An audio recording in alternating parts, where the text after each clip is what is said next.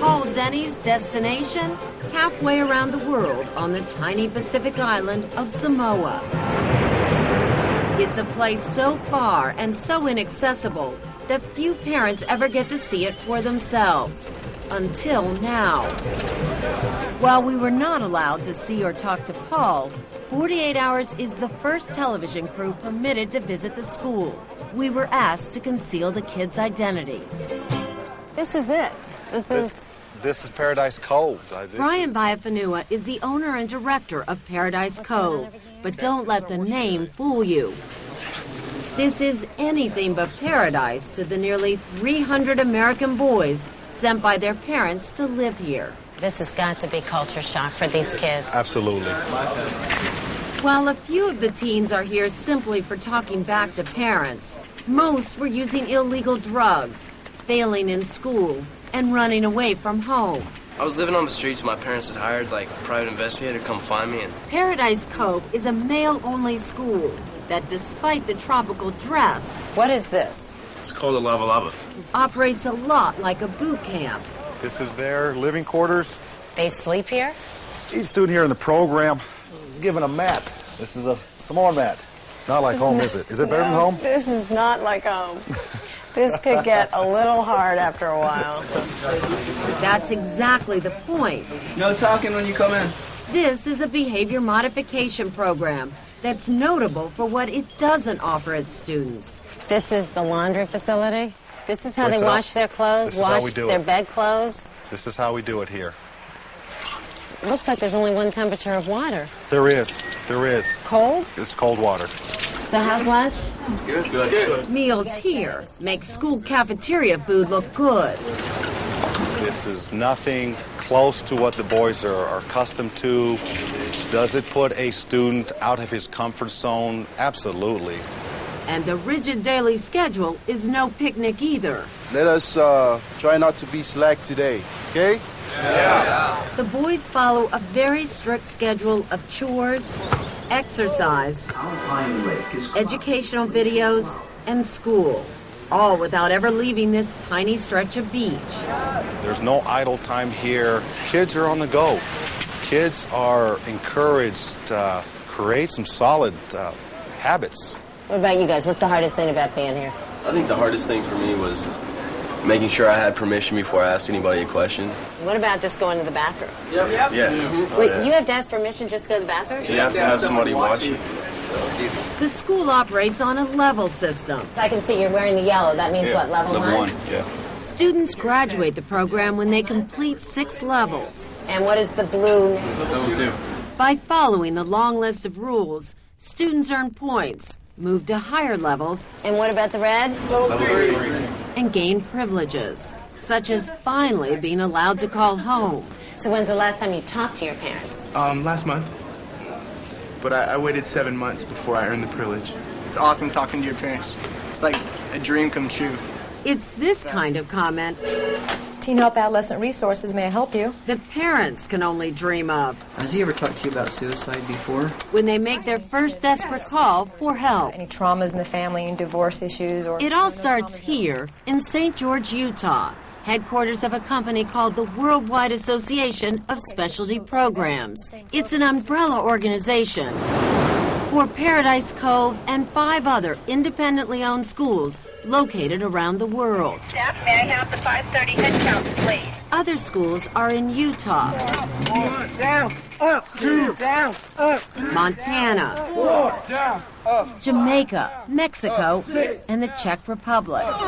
Combined, these for-profit schools house almost 1,000 American boys and girls. These are all the different schools and all the different time zones. Correct. Carr Farnsworth is president of the company. Our programs are longer term. The quick fix doesn't do it. So we want the kids in the program for a minimum of a year. Some kids stay longer. That's a year or more. These kids don't see their families. Can you guys tell me how long you've all been here? Just kind of go around. 13 months.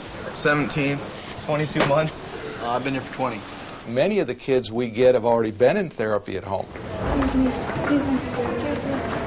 have already told the parents to shove it. 2, 3, 50. And so there needs to be a period of time where the kid works on themselves, gets in a place where they're ready to make change, where they're ready to work with the family. Let's do a little bit of running. None of what you have seen so far in these programs may seem controversial until you hear just how much parents are paying. Anywhere from $30,000 to $42,000 a year. I mean, is this what passes for the library? Is this about it? This is part of it, yeah. And for a school that costs as much as an Ivy League education, here's what you get. Kids are given an opportunity to work at their own pace. The students teach themselves their high school courses. We have teachers, tutors here to assist them. So you don't have American certified teachers here working with these kids? We do not. We feel it's important for the student to take on a majority of the responsibility to move ahead with their academics. But academics is not the big priority here. I wouldn't say it's the #1 priority here in Samoa. About now, you have to be asking the same question we are. Parents spend nearly $30,000 a year to send their child here, and I'm trying to figure out where that money goes. I mean, it's obviously not going for food. I mean, it's not going for housing. You're not paying teachers. I just don't see it in the camp. Where is it going? I can get into a long spill here, but boy, it's expensive to run a business. Obviously uncomfortable with the topic, Brian would only say the school is profitable. What is this, Brian? This is our observation area. When we come back, discipline at Paradise Cove. A first time ever look at the box. At first they hogtied us. And the students who say they were abused there. I was left in handcuffs for about 2.5 days straight.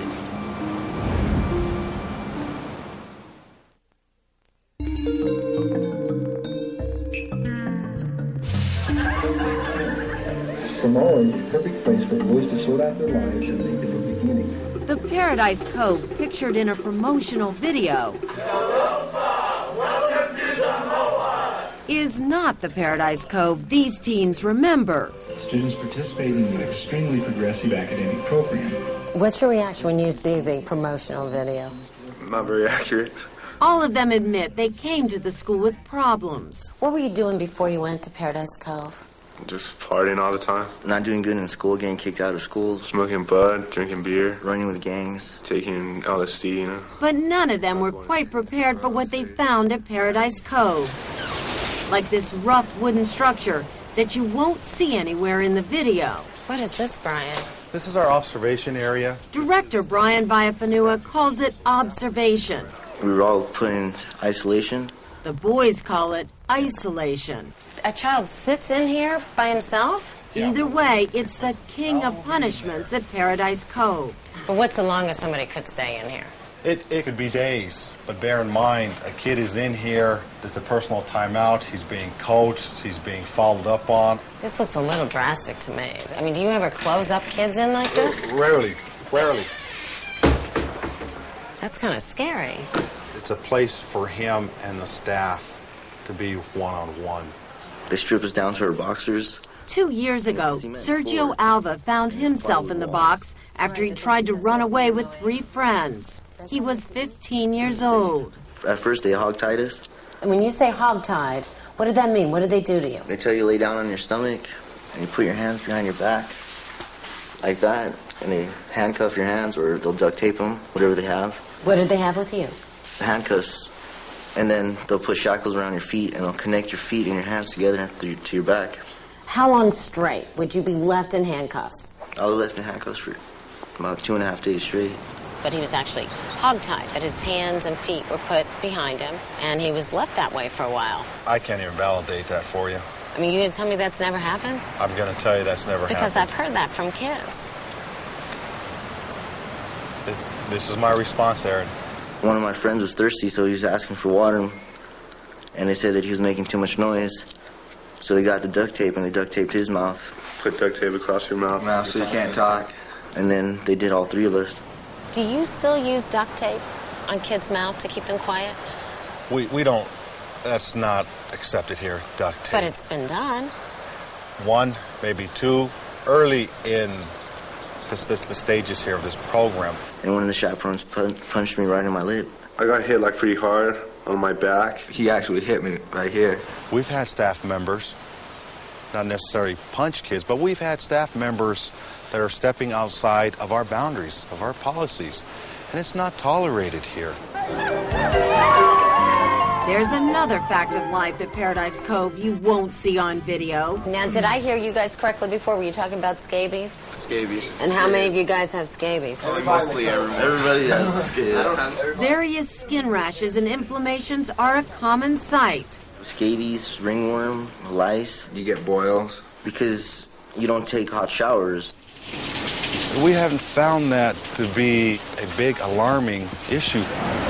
What is an alarming issue, some students say, is the risk to mental health. You're really alone there. You don't have people to talk to. In fact, at Paradise Cove, there are no licensed therapists. This program is clearly non-therapeutical.